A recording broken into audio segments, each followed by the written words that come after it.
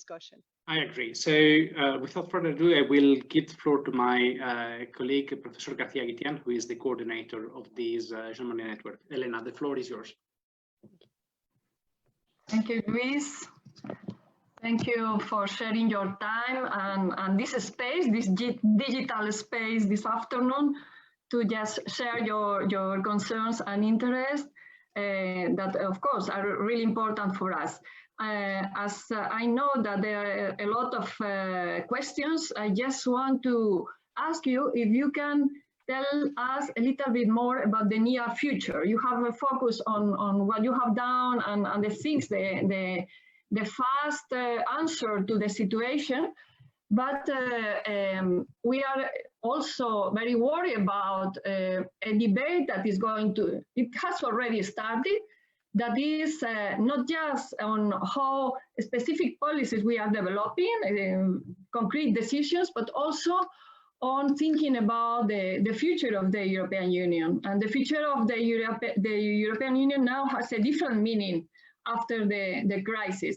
It's going to be very, very important.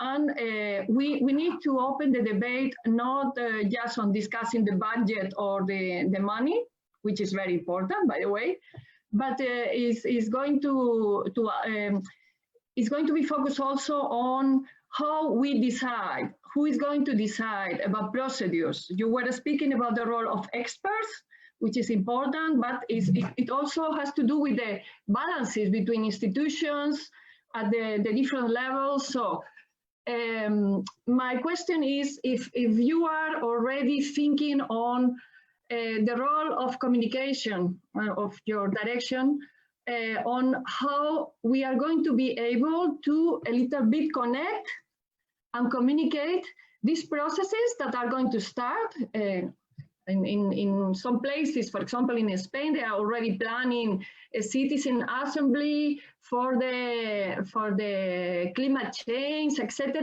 So in which way we are going to be able to really use communication to make a coordination and to amplify the effect of a specific participatory mechanism that they are going to be split at different levels and in a kind of also messy way, as we see, you know, following the documents that they are already producing, and how you think from communication you can help to maximize the diffusion to reach different, not just targets, but different types of citizens with different interests and different implications. This is an anticipation of the near future.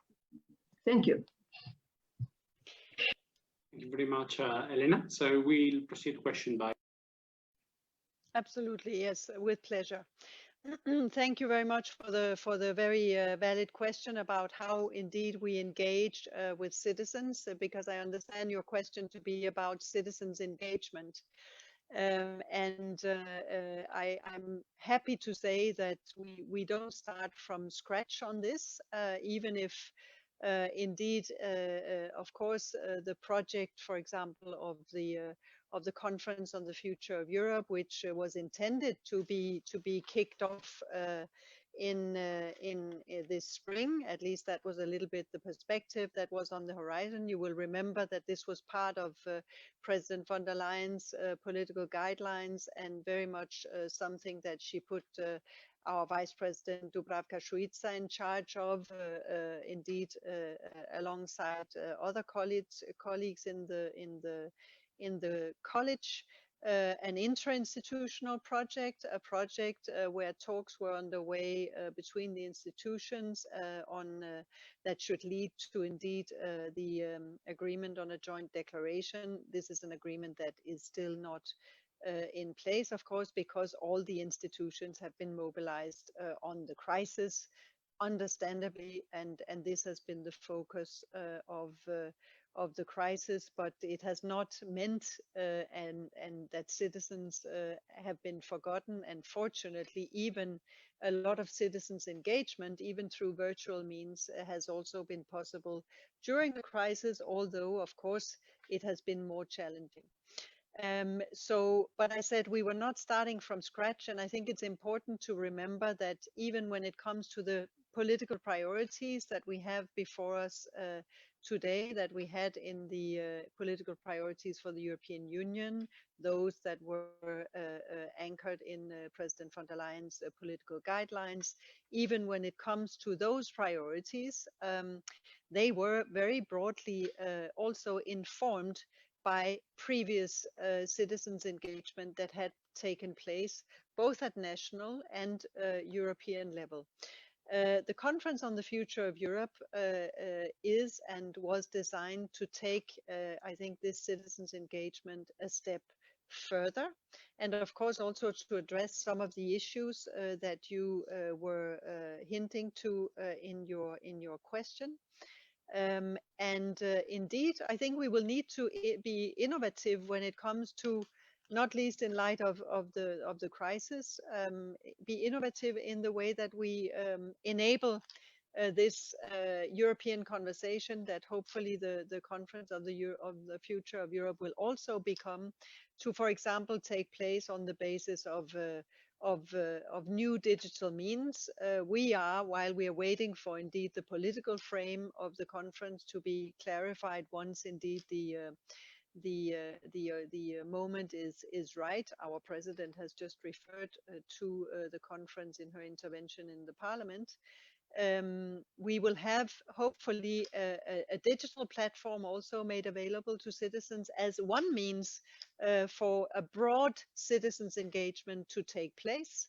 It will certainly not be sufficient. I think there's a strong sense among politicians that a physical dimension of this is also very important. Again, we will have to see what the interinstitutional talks will bring in terms of the frame for the conference, but I think there's no doubt, and the Commission has said it often, that this needs to be go wider and deeper in the citizens' engagement than what we have seen before, so that we reach citizens also who normally have maybe not such a strong voice when it comes to European affairs. So widely and deeply in our European Union, in all corners of Europe, as our Vice President has put it, we need to be able to give citizens the possibility to voice their concerns through the means of this conference being, of course, one but not the only means for citizens to engage between, let's say, the democratic moments that are, for example, the European elections in our European democracy, but also through many other means. And then in addition, of course, we have many other instruments, the possibility for citizens for example, to take citizens' initiatives. We have the possibility for citizens and civil society to voice their opinions on concrete policy initiatives that are taken through our now revamped consultation mechanisms. We have a tool that is called Have Your Say, just to mention that as an example. So there are many different channels in addition to these regular moments of engagement with both, politicians from the Commission through the citizens' dialogues, and of course the other institutions, citizens' engagement, and of course citizens also have their own elected members of the European Parliament as direct representatives to represent their interests. So, I mean, there are many channels for citizens to engage also very directly, and we look forward, where I sit, also to contribute to designing, let's say, new instruments to help that dialogue to prosper.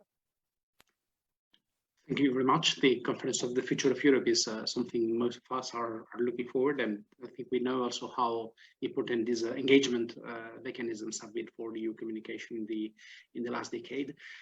We will continue with a question also on the research we are carrying out. I'm giving now the floor to another colleague here in Madrid. That's Taru Hapala, Marie Curie Fellow at the Universidad Autónoma. Taru, are you with us?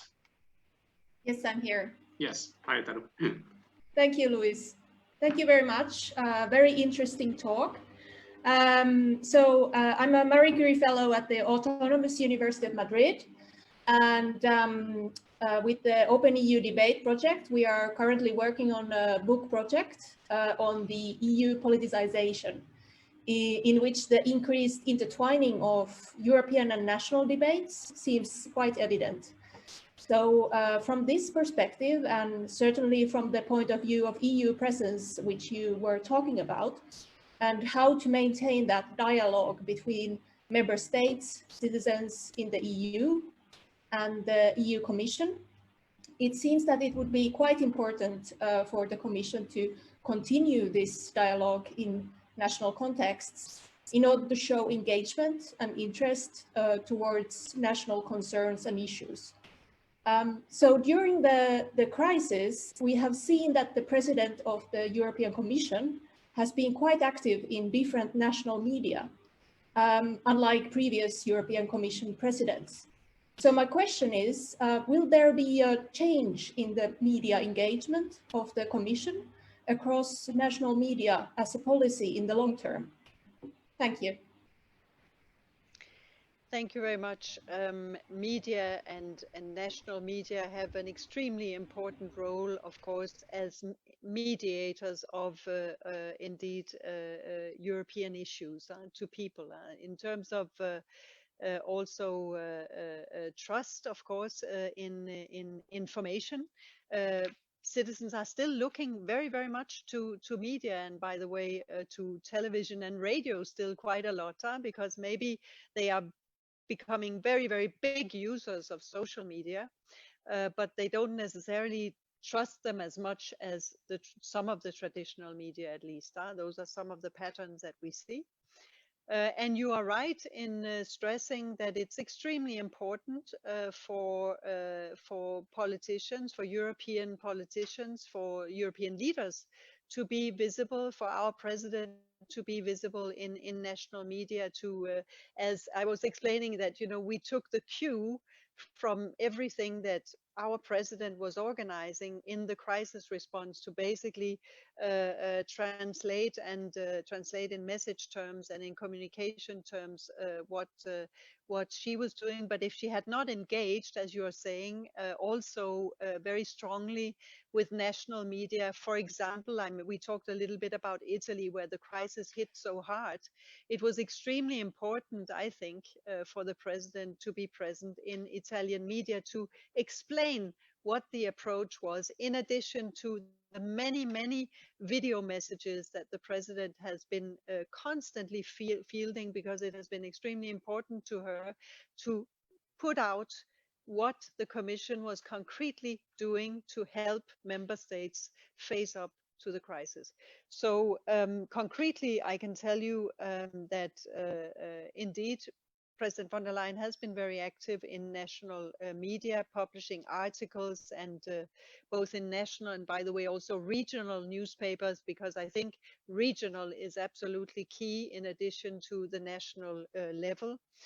To reach people where they are in the media that they read or listen to. She gave a lot of interviews to radio and TV. I have listed here 200 publications of different articles and interviews. TV interviews, I have 48 interviews here. From all over Europe. I'm not sure that figure is correct, because I've seen more than this, but definitely the president was very keen to be present, and in addition to her own, let's say, messages, which were at some point in the crisis almost daily. The last time I checked, I think we were at 144 individual video messages that she has recorded. And some of them I've often myself seen when I late at night take a tour on some of the televisions, you know, snippets from these video messages. And of course, on social media, they are there for everyone to click if they want to know what the Commission has done today. We use this very much because, of course, people increasingly look to social media for their information. So we need the full mix, I would say, of media use. But we also need, and that's one of the reasons that we need these both audiovisual and written media in the member states. We of course also need the journalists, because the journalists are the ones who will ask the questions where people really need the answers, because they know what people need better than anyone, I would say. So the national media, the independence of the media, the knowledge of the media of European affairs, the access to media, all of that is extremely important. We also try to nurture that very much by having a policy of transparency and this constant flow of information to journalists. Of course, then they are critical and they ask legitimate questions. That's their job. Huh? We don't decide what they write, but they have access to the Commission every day in our daily briefing. And I'm happy to say that that has, even in the virtual mode, been a very privileged means of getting information, by the way, not only for journalists, because it's free for all to click in, as I'm sure you know, so that the spokespeople have been also virtually connected every day at midday to respond to the questions of the media. This in addition to the very high availability indeed of the president, which I think is something that she pays very strong attention to. Thank you. Can I just respond quickly? Yeah, I think what you just said about journalists, I think that's a very good point. That, I mean, we need mediators and we need experts of communication, experts of media, not just experts in academia or other kinds of experts, but we need people who mediate between citizens and the Commission. So I think that's a good approach. So thank you very much. Thank you for your question.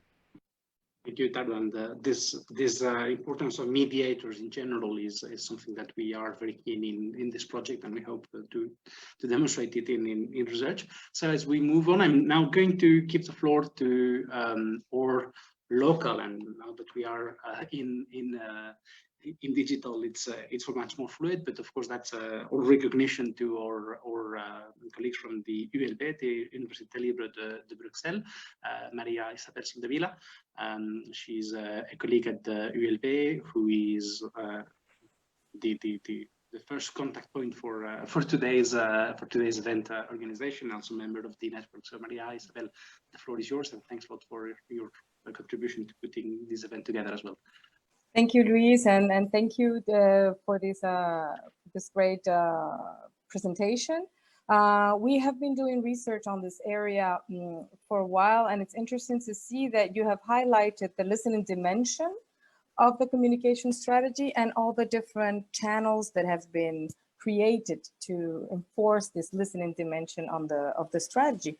Also, you have spoken a lot about analyzing sentiments and empathy and tailoring messages to the audience according to their needs and connecting them to the project. And we have seen this as a development in the communication strategy of the Commission in the last few years. But what I wonder now, it has been less evident as we try to study and analyze the strategy, is how concretely does this listening dimension, the feedback that you gain from citizens, feeds the definition or redefinition of political priorities. How does it work, and what the role of DG Com is in bridging the gap between the two, between what the feedback is, what citizens tell through all of these different ways of engaging with the Commission, what they want, what they need, what they think the European Union should do for them, and how does that become an element of influence in the actual policymaking, and maybe see a little bit also how you make it possible for the two to join. Thank you. Thank you very much for this very interesting question. I think I tried to answer a few of these things already, because indeed it goes right to the heart of some of the criticism you sometimes hear, perhaps because the European Union doesn't really look like a national government, a national democracy. It's European democracy, nevertheless. Indeed, with of course, representation through elected governments in the council, through the democratically elected MEPs, and the accountable European Commission, also of course elected by the Parliament, and there is actually a remarkable amount of feedback that is shaping policy making. I referred to some of it already. For example, many of these national consultations and European citizens dialogues in the past previous Commission mandate that actually led to first, as you will perhaps remember, the presentation of the strategic vision for the period ahead last spring. Then, of course, there was a process also in the European Council with the definition of strategic objectives, also very much inspired by what had been identified as priorities for citizens. You will see there's a large overlap in, for example, the reports from the different citizens consultations and these priorities.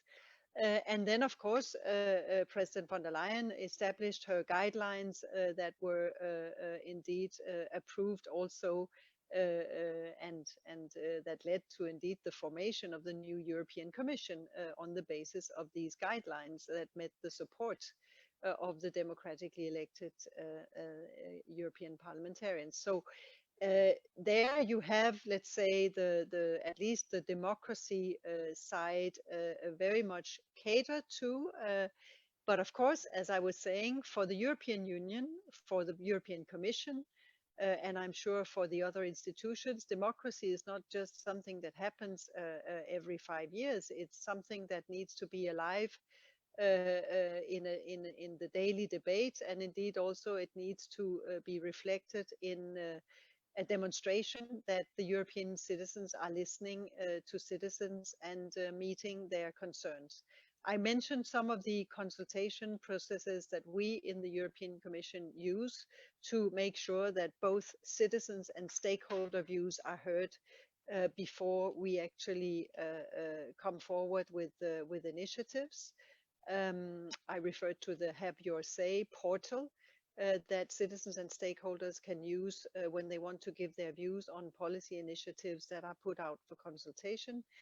When we talk about the Conference on the Future of Europe, we will have to see how exactly the exercise will be framed once we have a joint declaration from the agreed between the institutions, because it's an interinstitutional project. But what I can say is that what we are trying to work with in DG Communication is to design, for example, a platform, a digital platform at the moment that indeed will allow the feedback from events under the conference, because again, we have to see exactly what the terms of reference will be for this exercise that will be politically defined. We have put out some ideas from the Commission side back in January, as you will remember. So once that is clear, we will make sure that the feedback is there and it's visible for everyone to see, and then we can also show every stage of the process very transparently from a communication point of view. And then, of course, as indeed also our president has made clear, beyond and above what is already on the table, if you like, in terms of plans and proposals, as I was saying, very much inspired already from let's say what we have heard from citizens in the past. Well then, indeed, I'm sure that she, along with the other institutions, will come back under the framework that will eventually be agreed for the conference, and indicate how the follow-up will take place. But that, is too early for me to say what the mechanism will be, because it simply hasn't been agreed yet, for good reasons, because fighting the crisis was every citizen's, I think, first priority for the last few months, and will be for some time yet. if I may just follow up quickly, one of the challenges has been, and we've seen it on the feedback of your corporate campaigns, has been reaching out to those who are not natural European followers or Euro lovers in a way. So have you thought about specific ways of also including or being able to include, of course, this is a difficult question, maybe not an easy answer, of course, to also create new mechanisms to reach out to those who are not inclined to come and give their opinion or go to the platforms that you have already mentioned before. Thank you. I think we need to use a lot of creativity there to get to all the corners of Europe, as you're also saying is important. We have some tools at our disposal that we can use, for example, through the roughly 500 Europe Direct information centers across Europe that have a very, very important, I would say, finger on the local pulse and is able to tell us quite precisely what is the feeling in the local communities. This is a network. It's not part of the European Commission, but it's a network that we support and that very much is supporting information and communication about Europe. I think also regional and local representatives, why not municipalities and others who are also organized at the European level, have a role to play, in addition to, of course, our own presence in the capitals and the networks that indeed exist in all sectors of business, for example, of Europe, and in all areas of activity in Europe have a role to play. So there are many different levels of mobilization which are possible to indeed get out to new audiences. So undoubtedly, this will have to be part of the thinking when it comes to reaching new audiences and enabling people in all corners of Europe to have a larger say, if they wish so. Thank you very much. We had two questions from, I'm not necessarily distinguish between academic and practitioners, but from two media outlets, Agenda Pública and Calidad Europeana. Our colleague Mark from Agenda Pública has had a small problem today and cannot join us, but his question was about the narratives of solidarity, and that's related to a series of 10 podcasts that we organized recently in relation to the EU after coronavirus. That relates also to a question that was brought in the chat, and we may be able to come back to these narratives at the end. But I now wanted to give the floor to Dan Carbonaro from Calidad Europeana, joining us from Bucharest. And I know we are going to move to more communication subjects. So Dan, the floor is all yours. Hello, everybody. Hello, Mrs. Hansen. Thank you, Luis, for this opportunity. Greetings from Bucharest.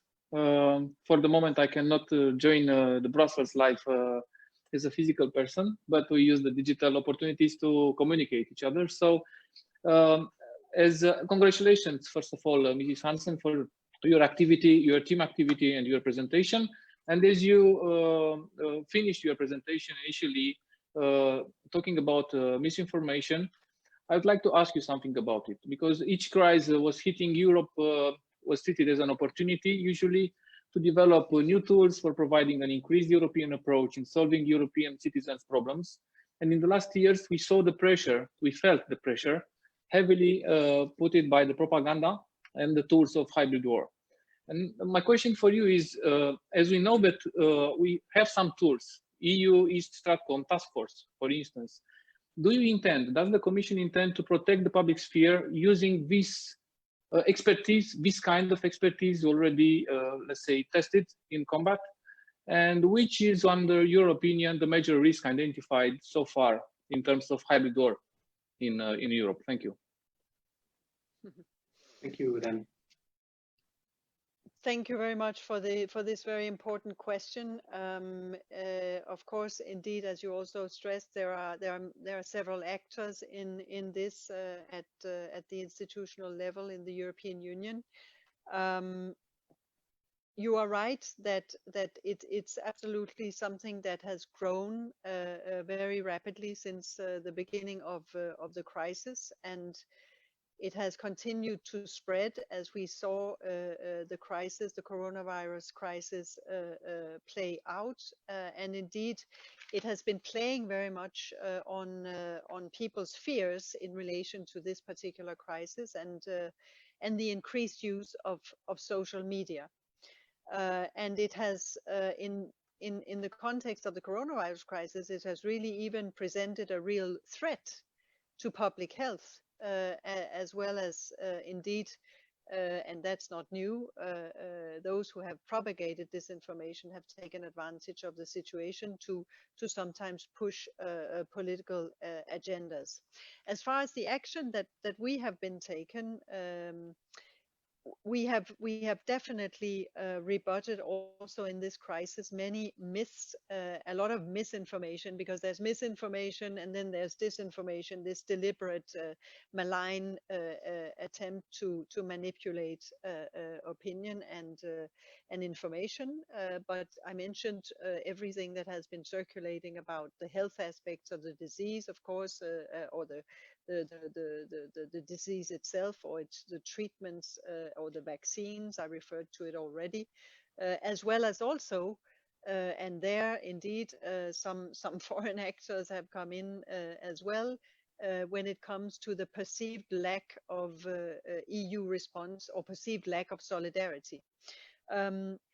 Our president was very conscious of this from an early moment and asked us to have, as part of this website that she asked us to create to communicate what Europe is doing to fight the coronavirus crisis. She also asked us to have a disinformation section there, so that we actually, in all languages and in a format that makes it very easy also to share these stories, setting the record straight, if you like, on social media. This is one part of the strategy. It is, of course, to provide the stories and the facts in a very accessible way, also when it comes to the crisis. But in a broader frame, when it comes to dealing with disinformation, it's also about informing and educating the public about disinformation itself, how it works as a phenomenon, and indeed the danger that it poses, in this case, both to public health and to democracy. This is something that this commission is also very concerned about. You will have heard our Vice President Jourova also, in addition to the President herself and other members of the college, be very strongly voicing their concern in this area. So communicating actually very actively and regularly about how you actually identify disinformation and how a typical online user can protect her or himself from disinformation is also part of the response. So without having the time to go into all the details, a very multifaceted approach is needed, also involving working with platforms, as we do and we have done for some time now, such as Facebook, Twitter, YouTube, and since this month also TikTok, on developing standards to maintain the online information environment clean from harmful misinformation and disinformation. And there we have our code of practice, which is actually the first of its kind, a self-regulatory effort in this area, which is definitely called upon to grow even more important and ambitious as we go along, and we will see to which extent it needs to be complemented with with regulation. We also need to fund, and that's what we're doing. We're funding researchers and civil society organizations that are dedicated to studying also the phenomenon of disinformation and to finding solutions. And fact checking is also a very independent fact checking. Of course, it's not something we do, but we support it. As well as developing new technologies, we will also be able to be helped by artificial intelligence in this respect, definitely. And therefore, and then also protecting elections and public information to do this.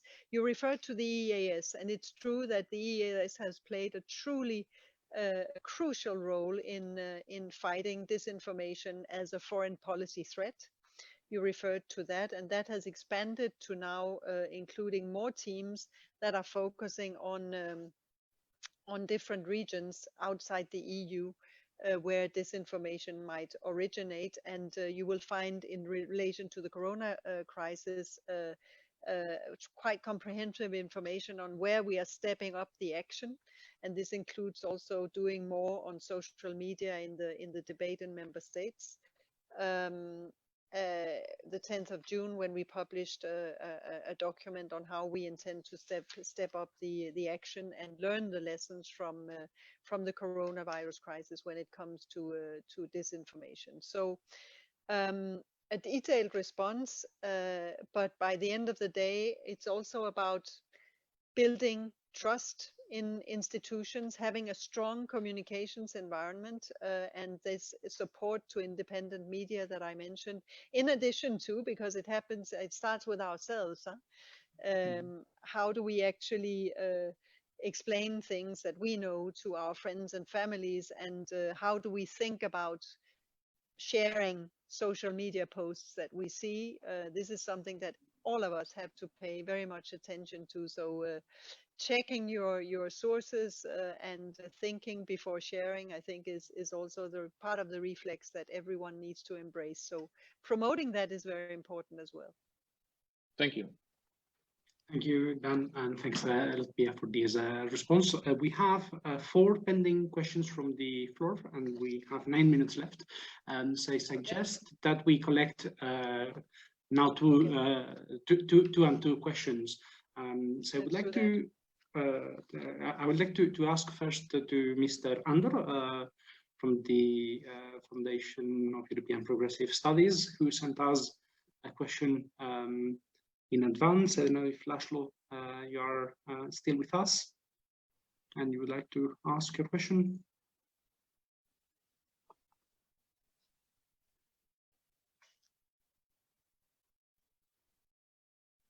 Okay, I think maybe Laszlo doesn't want to raise a question. Okay. Thanks a lot, or maybe he had to leave us. We also have a question from Luca Giuliano. I don't know, Luca, are you still with us, and would you like to raise your question? Hello. Hello, Luca. Thank you very much for the interesting presentation. So I'm a student at the Institute of European Studies, and also a trainee at Protagoras, which is a think tank in political and public communication. And we are currently doing a research on the communication strategy of the Commission on the Green Deal. And a large part of our work is to know how the Commission will have to adapt its communication on the Green Deal in the post-coronavirus crisis. And I would like to ask you a question in relation to this. So it is clear that the Green Deal should be at the center of the EU's recovery plan. But in terms of communication, how will it be possible to concretely articulate the Green Deal's commitments and the EU's economic recovery? And how can we keep the member states united on their Green Deal commitments? Thank you. Thank you, Luca. Because we have 2 pending questions, should we collect the last 2 questions and then leave? Absolutely. Okay. So the second question was raised by Catherine Guizan. Catherine, are you still with us? It was a question on well, as narratives and concrete narratives, right? It was raised in the chat. Yes. Well, I don't have anything to add, but you know about langue de bois. Excuse me, I'm a professor at the University of Minnesota in the United States. Thank you very much. And one of my students was just asking me 2 days ago how you are going to work against disinformation. So you have got my answer, and I will transmit immediately this afternoon. But what strikes me so often is that, you know, we hear those general statements about the Green Deal or whatever policies, and we need stories. They can be very short, just a few examples. It's just a suggestion. I think it would speak to all of us so much more, whether we are a scholar, a student, a so-called citizen. And I am a Swiss Greek citizen and American as well. And I think just to mention, because you put that in the chat, Katerina, right? It was the reference to the Romanian doctors coming to Italy as the type of stories that can work very well. So this narratives having concrete dimension was part of the question. Thank you. And last, Professor Gratius, also from the Universitat Autonoma. Susanne, are you still with us? You had a question about the German presidency and the solidarity fund. Would you like to read your question, Susanne?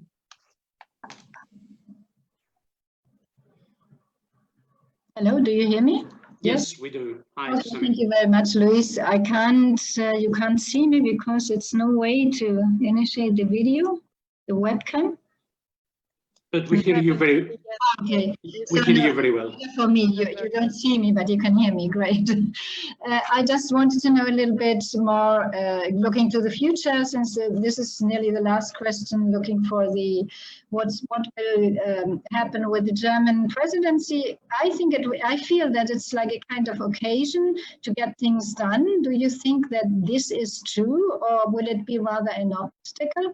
Because we have Ursula von der Leyen, and we have Chancellor Merkel, and they are working very, very closely together. So do you think that this new fund, Solidarity Fund, whatever you call it, will be approved? Will it be a success story that you can sell afterwards as a communication strategy? Because we have now several months, which will be very, very important for the European Union and the future of the European Union and the citizens, no? This would be my question. There are others, but this is that's it. Thanks a lot, Susanne. So I have the impression that we still have a lot of things in front of us for the last 5 minutes. But Pia, of course, that's up to you to choose how much to balance between the questions. Thanks a lot for your patience. Well, many thanks for the extremely important and wide-ranging questions that have been asked before, and now with the last 3 questions as well. There's a lot of ground to cover. You will excuse me for just touching on the tip of the iceberg here, because there are so many interesting things to discuss. On the communication of the Green Deal, and I referred to it very, very succinctly in my introduction. I think what is important here is that it was already, I mean, one of the flagship projects of this mandate before the crisis. And if anything, the Green Deal has become even more decisive for bouncing forward after the crisis. It's not bouncing back, it's bouncing forward, because and you will see it reflected also in all the way that Next Generation EU, this instrument, has been geared to a recovery that will not only be, if it succeeds, a recovery, an economic recovery, but a green recovery and a digital recovery as well, building a much more resilient Europe. That's the vision. The vision. We are looking at this vision now. We have the instruments, if member states can agree, indeed, and of course the European Parliament is very important in this respect as well. Then we really have a vision of recovery, of Europe coming out stronger, of this absolutely dramatic crisis that has hit very hard. You saw, some of you surely, the economic forecast that was put out yesterday for the recession that Europe will find itself in, or is finding itself in, and even if it doesn't, the crisis has hit everyone, but countries are surely going to be affected very differently, which is why it is so important to have this package, which is an expression, if it is agreed, of solidarity, but also of self-interest, because everyone can only get well out of this if we get well out of this together. I think that's one of the most important messages that we can pass. Now, I'm already getting a bit carried away from the Green Deal. Before I get into this next question, let me say a few more things about the Green Deal. I mentioned that we will be focusing on a quite broad target audience there.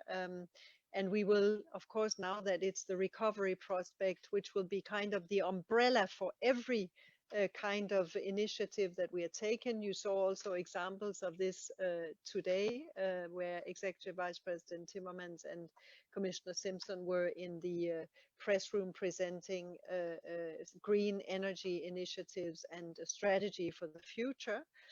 That is part of the Green Deal, focusing specifically of the role of hydrogen. I mean, there you already have the embryo of maybe one of the stories that was part of the next question, namely, I mean, how do we make it concrete?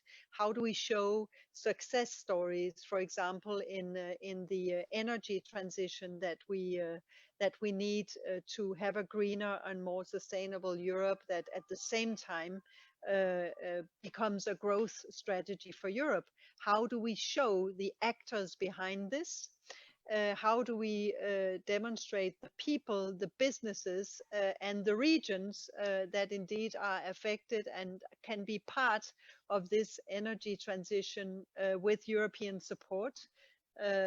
This is the kind of story I think we need to tell, with concrete examples involving people, businesses, and indeed results on the ground.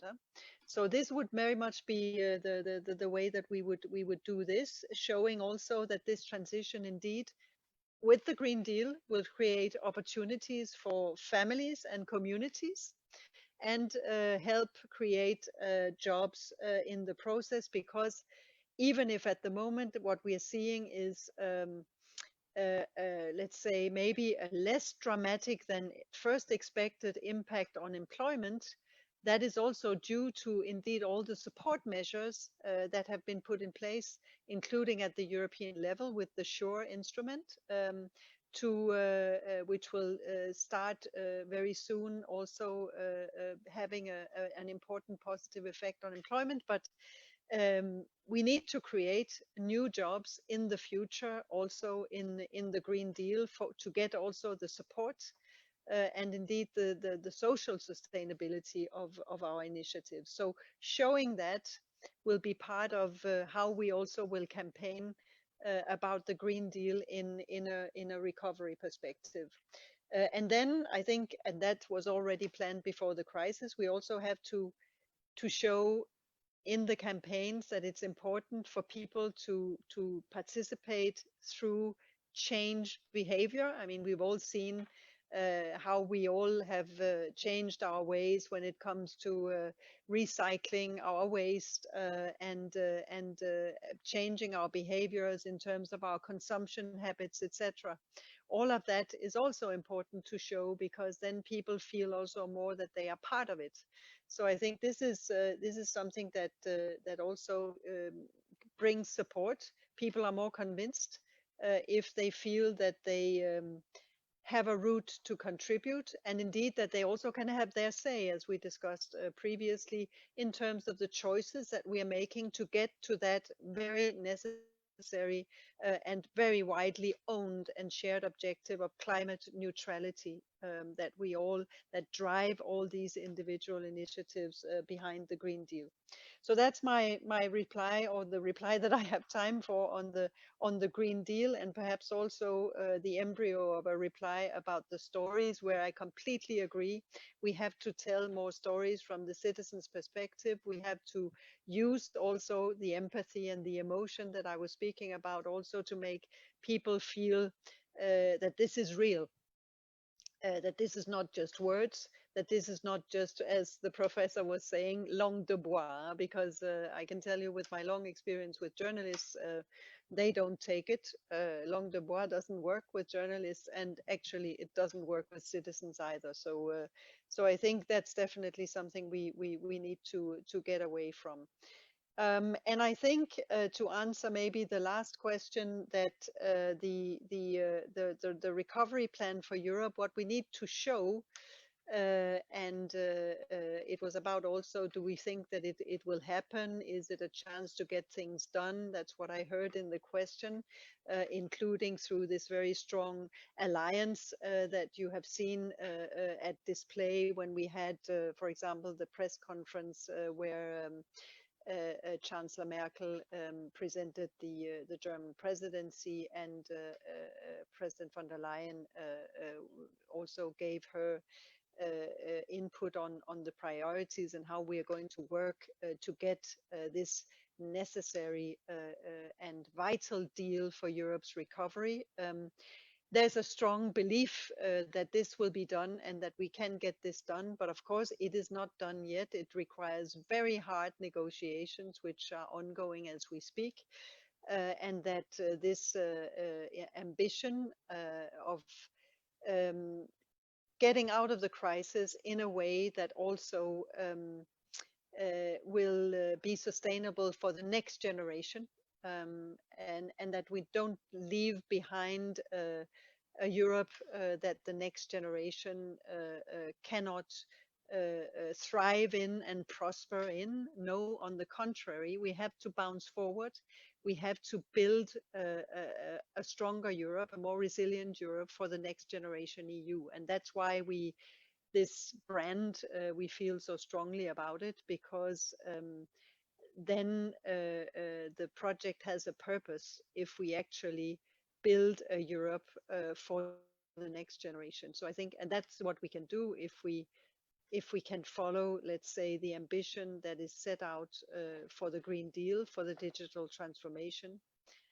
But it's not done yet, and it requires compromise, and it requires also a really bold ambition and solidarity between the European member states. But as I was saying, it's also in the self-interest of every member state, because there are good examples of this, and unfortunately they are also turning up in media more and more, even in the so-called frugal countries that have a tendency perhaps to fear that this is about, let's say, transferring money that they need themselves to others. No, it's actually about more than that. It's about also preserving something which is very precious to the whole of the European Union, including the single market, which is, let's say, a source of wealth and prosperity for everybody. So I think that we have to find stories that make that real and tangible to people, that they can see the connection between all these efforts, also financially, that every member state will be making by contributing to this effort.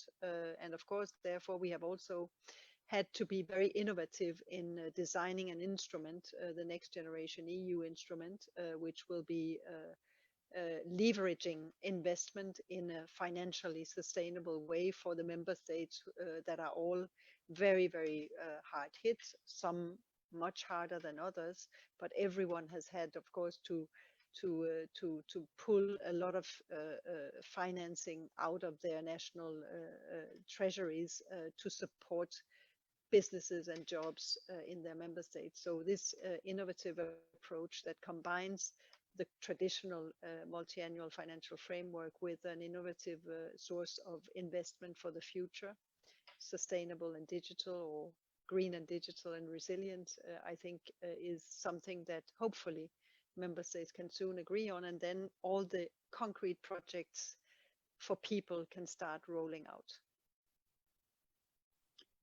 Thank you. Thanks a lot, Pia. Thanks a lot, Director General Ahrenkilde Hansen, for not only for a very interesting talk, but also for keeping so much time for the discussions. I think one doesn't always have the occasion to grill a Director General of the Commission with so many questions about how the EU did during the crisis and what's coming up. So I'm sure everyone will join me in giving you a virtual applause.